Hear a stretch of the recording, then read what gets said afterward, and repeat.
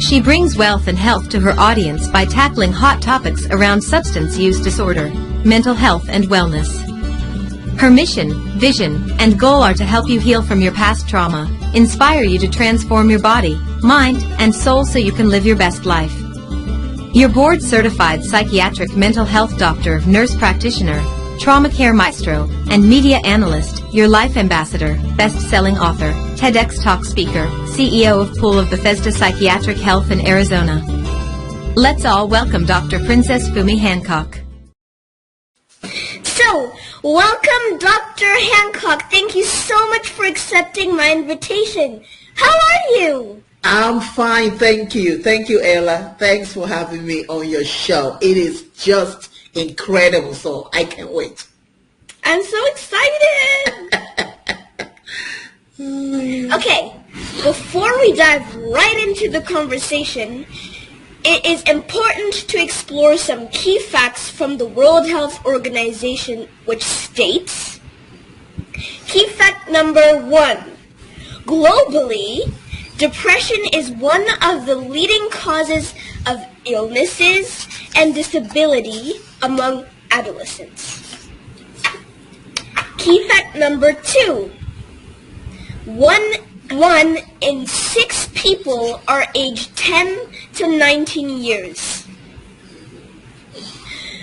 Key fact number 3, mental health conditions account from 16% of the global burden of disease and injury in people aged 10 to 19 years.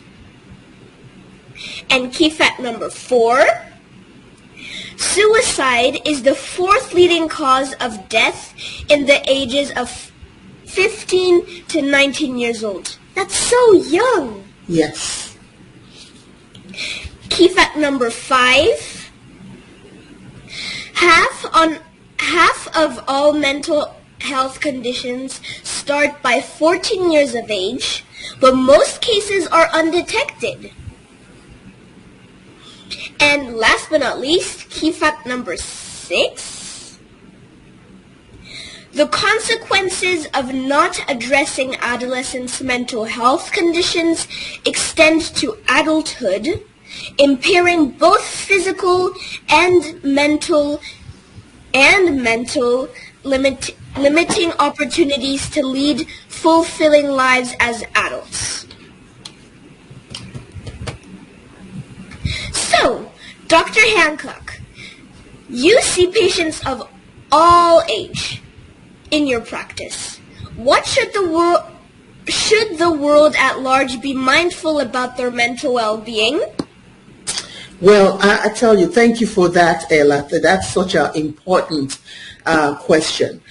In the case of what we have, the pandemic really raging all over the world right now, it is important that we take care of our mental wealth. Many of us have been in the house. A lot of our youth have been in the house doing their schoolings online and things like that. And because of that, they are deeply slipping into depression and mostly anxiety. In fact, some of them are even 1 in 4 youths right now are going through what is called suicidal ideation and anger outburst. So those are the things we need to look out for. Okay, interesting. Thank you so much. Did you hear that, guys? We noticed from the WHO information that 1 in 6 people are aged 10 to 19 years. Why is it important to pay attention on the youth? Look, I often say this, the youth are our future, right? You guys are our investment. Ella, you are our investment. That's why I'm sitting here today. I'm not feeling quite well, but I'm here because of you, because you are our future. So if we neglect, many of our parents right now are neglecting their giftings, they're neglecting their jewelry. You guys are our treasures. So if we do not invest in you guys, then there's no hope for us adults. So that's why it's important, either as a parent, as a teacher, as somebody who knows someone who has a youth next to them, we need to now invest in you guys. You are our future. Thank you. Thank you. You're welcome. So, research from mentalhealth.org shows that most youths grow up mentally healthy, but surveys suggest more youths have problems with their mental health today than 30 years ago. Why so?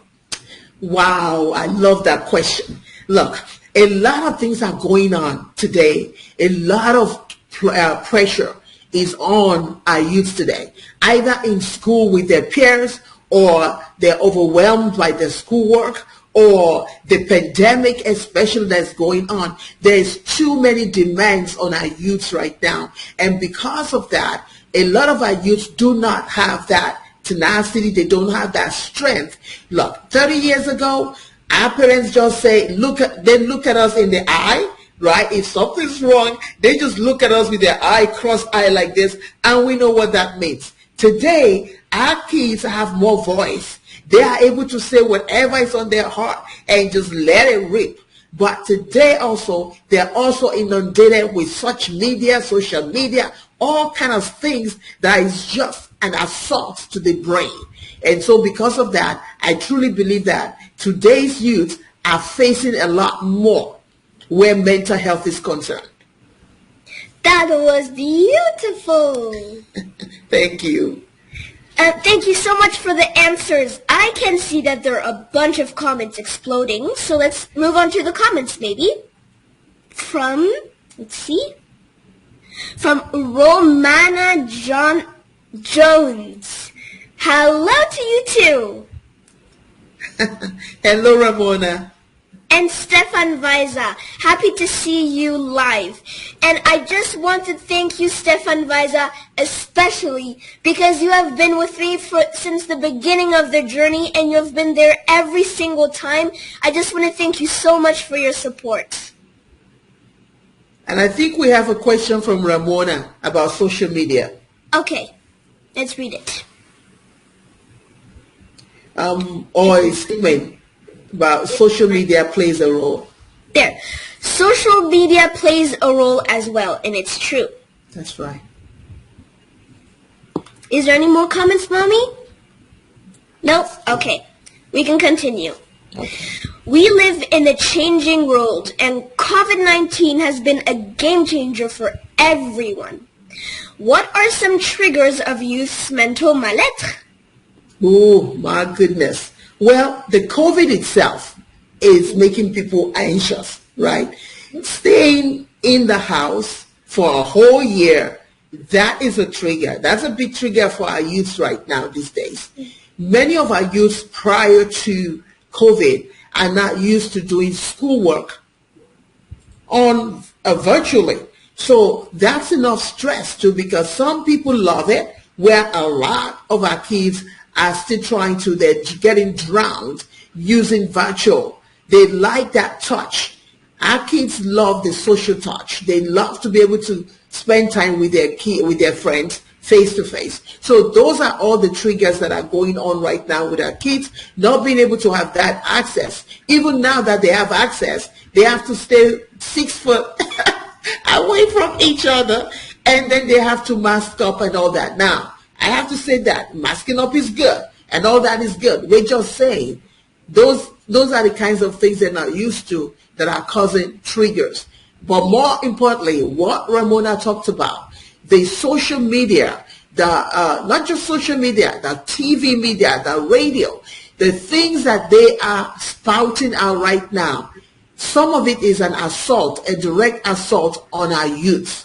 And that's why I'm so grateful that someone like you can actually come up with a program that is clean, that is neat, and is helping other youths like yourself. Thank you. Yay!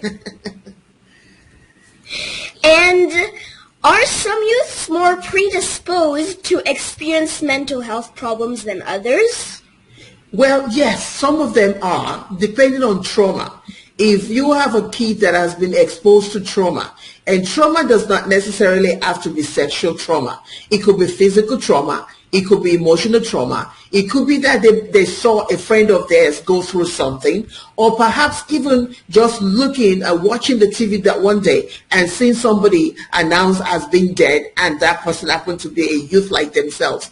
All those kind of trauma can actually trigger things. Many of our youths that are going through mental illness right now, they've been triggered. They have post-traumatic stress syndrome, right? Which we might talk about some other day. And it means, dealing with stress that are in the past, or they're even having something that's called acute, which is right now, right here. So a lot of triggers can come from past trauma.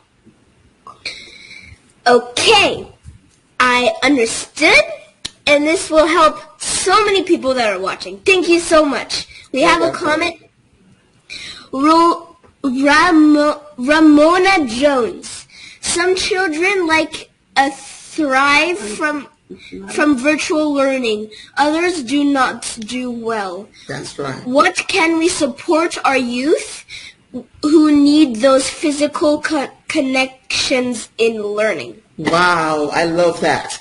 Now, some of the things that we could do, I know that many of us are cooped up in the house right now, but we can offset that by taking our kids to the garden, taking them to a bookstore, taking them to a place that they love. They don't necessarily have to stay indoors, but of course they can mask up. But we can also just take them to find out, what do your kids love to do? Do they love to read? Do they love to entertain? Where do they love to go? You guys can go on a day trip. It doesn't have to be a whole week trip. It can be a day trip to somewhere that kid loves, so that when that kid comes back home, that kid is ready and able to now get up and do what he or she needs to do virtually. That is amazing, and I think, like you said, with the bookstore, I think I'll try that out. I do that myself, so that's why. Okay, Stefan Weiser. Might it be true that nowadays parents and children are less communicative together than years ago? Oh my goodness. I love that. You have a family that has a 3-bedroom, and everybody is staying in each bedroom. And when they want to talk to each other, guess what they pick up? They pick up their phone, because they don't want to get up to go to the next door. So you find them texting each other, and they're in the same home. I'm guilty of that too, because there have been times where it's like, oh, I don't like it. And I just text my husband downstairs and say, hey, can you please get me something? So there's less communication. In the olden days, everybody have to sit around the table and have to discuss things during dinner. And in the olden days too, if you get in trouble in school, from school all the way to home, everybody in between is dealing with you before you even get home, before your parent now deal with you. But now these days, you dare not touch anybody's child. You dare not talk about it, because if you do, somebody might say, oh, you're abusing somebody. So there is a lot of difference in the way that we raise our children now than in the olden days. And Ramona Phillips, thank you so much for joining. That's another Ramona. Thank you. Thank you. And my mommy just yells instead of texting. That's also another trick for you moms out there. I love that. So, what are some key... Wait, did I already say that? No. What are some key pointers that indicate a youth is struggling with their mental well-being? Wow. What a fascinating question. Number one, they're very, very sad. When your kid, who used to be, up in your face before, suddenly is withdrawn and suddenly wants to stay in their room, and you go into their room, they're agitated, they're sad, they don't want to deal with you, they're having problems falling asleep, they're having problems staying asleep, and when you come in, they yell at you and say, leave me alone. They're withdrawn from friends. They don't want to talk to anybody. They don't want to talk to their siblings. They don't want to talk to friends. And then when you finally talk to them, they tell you that they're seeing things or hearing things, or they tell you that, oh my God, I feel like cutting my, or they actually go ahead and start cutting, or they go ahead and tell you that they feel like they're not worth it, they feel worthless, they feel like they're hopeless. These are telltale signs that you need to seek help right away. I mean, right away for that child. Yes. Thank you so much. I'll keep an eye on that. Oh, another Ramona. So this is Ramona Phillips. Beautiful. Hey, Ella. Hey, Princess. Hello. Hello. And Ramona Phillips says again, good question. Thank you. Awesome. I'm very curious. And how can youth start working on their mental well-being? Well, communication is number one. It's key. Because if you don't have that rapport with your child will not have that freedom to even want to tell you. I can't tell you how many times that I've had to see kids in my practice that their children, when I start asking them questions, when I do psychiatric evaluation, that you could see their parents are shocked by what they say. Many of them are like, well, we didn't know that they had suicidal thoughts. We didn't know that that's. So communication is number one, is key. Having that communication with your child so that your child have that latitude and that flexibility to be able to come and tell you, look, I'm depressed. Look, I'm anxious. Look, I feel like, attempting, suicide. That is the first thing. You communicate, then you are able to. Well, once you've communicated, then don't deny it. A lot of our parents, we tend to deny things and tend to close our eyes and think that, okay, if we close our eyes long enough, this situation will work itself out. No, communicate. Once they communicate, then take action. Okay. Communication.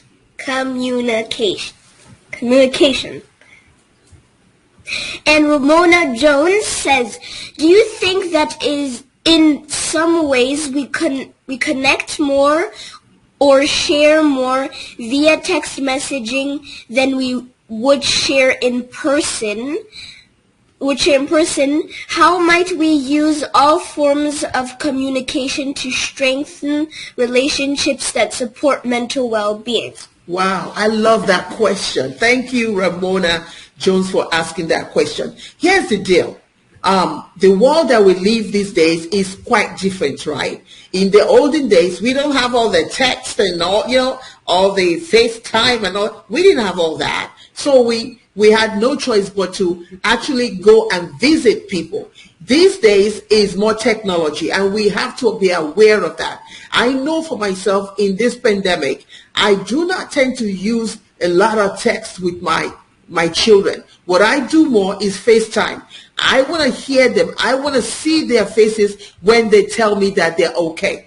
Because how many of us know that youths, they know how to fake it? They know how to fake it. They can be smiling, but yet they're dying in the inside. But if I'm able to eyeball you, I'm able to really say, even when you're smiling, telling me, oh, mommy, I'm okay, I'm able to see through it. So FaceTiming if you're not used to FaceTiming, you better start FaceTiming your children. And you know what? Children can be 40 years old. It doesn't matter. They're still your babies. So you need to FaceTime. You need not just text alone, but really looking in their eyes so that when they tell you that they are okay, you can truly see it, that they are okay. In these times, we have to be very, very careful because our children do not want to bother us. They don't want to tell us the whole truth about what's going on in their insides because they are, one, afraid that you might not believe it, or second, they're afraid that they're going to rock your world and they don't want to bother you, or thirdly, they feel like they might be ridiculed. So they'll say, I'm okay, there's no big deal. But when you FaceTime them, when you look at them, you can tell. So let's start using that communication much more better than just texting. Yes, I sometimes feel like that. I say, yeah, I'm okay, even though I'm not okay. That's right. Yes, sometimes. And with me and my mom, we don't FaceTime, we don't talk, we don't text. We really, this is my mom. I look like, really? We just look face to face. That's right. And Ramona Phillips says, good answer, Dr. Fumi. Thank you, Ramona. There's so many comments. My mom says that it's exploding out of the house. Let's see. There's another one. Yes, communication and a healthy relationship with parents. And we have another person who joined. Wendy L. Alexander. Hey, Miss Wendy. Yes. Yeah. Roma Phillips says again, yes, parents don't like to deal with these issues. It's scary. That's right. It's very scary. I cannot tell you how many parents that I see when they come in and their eyes is like when their kids. Let me give you an example. I had a young a youth that came at the age of 18. Prior to 18, he tells me during psychiatric evaluation that from 5 years old till that day, he had been feeling homicidal. Homicidal means he goes out and when he's by somebody, he wants to kill. He feels like he needs to kill somebody. He has been feeling like this since he was 5 years old.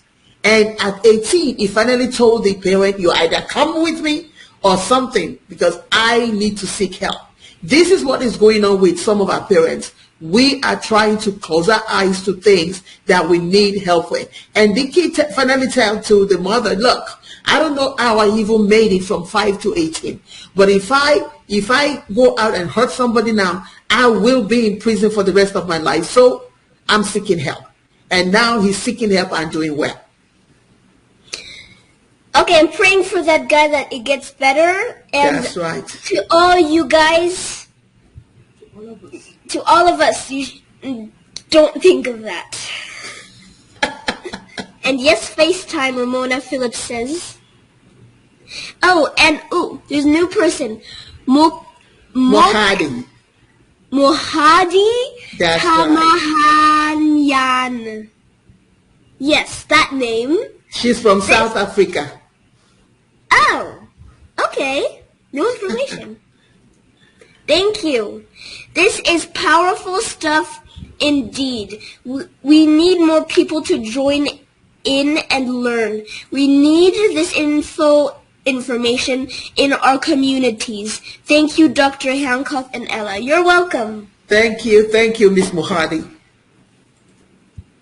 And Romana Jones says, yes, we can't be afraid to deal with the answer or statement our child give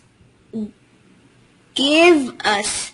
How can parents get help in supporting their children who express mental health struggles? Wow. All right, so let's talk about that a little bit. Every community has what we call mental health clinics, like myself. You know, I live in Arizona here and I have some mental health clinics. So you can go on, and thank God for Google, you can go and Google mental health clinics in your communities. The other great part about it now is that we have virtual visitation. Just like myself and Ayla are doing this right now, you can literally, if you come from a silent culture like myself, like Africa, where we don't want to say it, we don't want anybody to know because of the stigma, good thing. The good thing now is you have access to a therapist, you have access to a psychiatric provider like myself, because at times you might need a combination of medication and psychotherapy. So first thing first, Google your area, your zip code, or wherever you are, right? South Africa, Nigeria, wherever you are, Google and look for virtual help. It's right there. Okay. We have another information. And Stefan Weiser, trust and support as key factor for strengthening. That's right. That's a good one. And Wendy L. Alexander says, yes, I I was the one of the teenager that said I was okay but wasn't. Yes, and I happen to know Wendy. She's one of the fearless visionaries, one of the best-selling authors that I helped to publish her book. And when she was a teenager, when she started writing about her story, she was telling me all kind of things. She wasn't telling us exactly the story. Eventually, she finally told us how she attempted suicide several times. Attempted. I want you all to hear this. If you're a youth hearing that, how she attempted, and she's older now, right? How she attempted suicide several times. How she was in a relationship as a teenager, and that person tried to, put a gun to our face. These are the kind of things that our youth are going, that is going on with our youth these days. And thank you, Ella, for bringing this to your platform so that people across the world and globally can see, not just youth alone, but parents too can see and begin to look at the telltale signs with their children. Thank you. I think I'll be doing this more often. This Absolutely. More information, and it helps people too. And Ramona Phillips says, I felt I had no one to talk to when I was a child and teenager. I felt on one would understand. My mother was young and needed help herself. Wow, that's a big one there, because, for example, when we have teenagers that get pregnant, where do they go to? And the fact is, there are teenagers that do get pregnant, and they're young themselves. And now you have the young getting pregnant, trying to take care of the young. So where do they go? Ramona Phillips is one of the fearless visionaries too, who has gone through hell and came out behind her trauma. And she has something that's called Trauma Defeated. So she too is one that is on the platform letting people know the importance of mental health wellness that you are bringing to the forefront now, Ella, today. So I am so glad, because at times we older folks tend to talk a lot about it and nobody's listening. But you, the youth, right? You guys are our future. People are going to listen. People are going to want to hear more from you, because you are the youth. You have the voice, and people and youth like yourself will hear what you have to say about mental health. Thank you.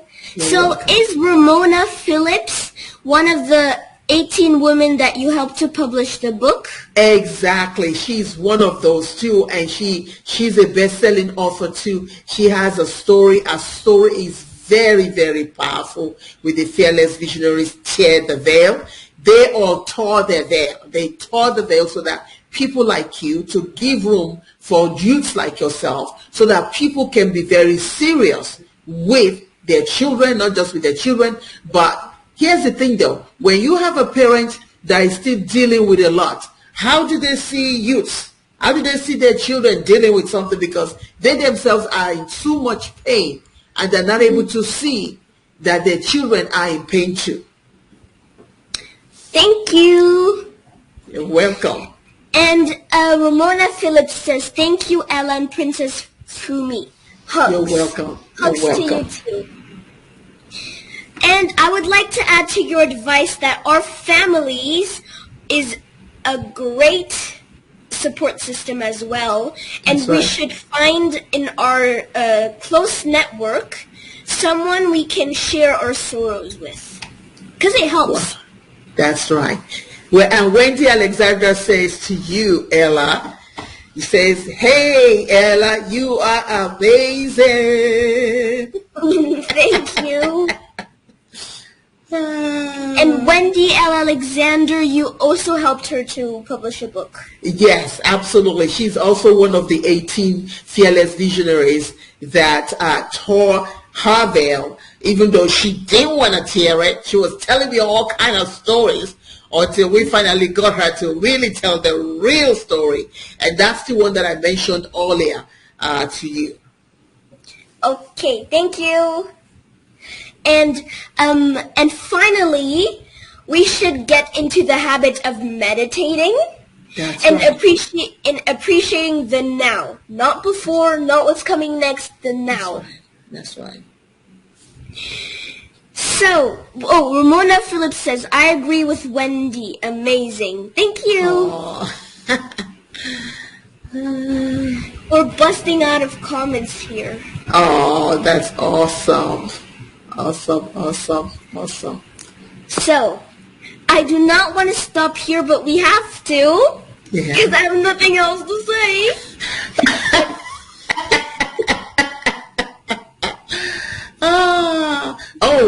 Wendy says appreciating the now, right? We need to appreciate the now. So let me just throw one other thing to it, that if you are a parent right now that you're watching, if you are a youth right now that you are watching, I want you to know that there is hope. I want you to know that there is help.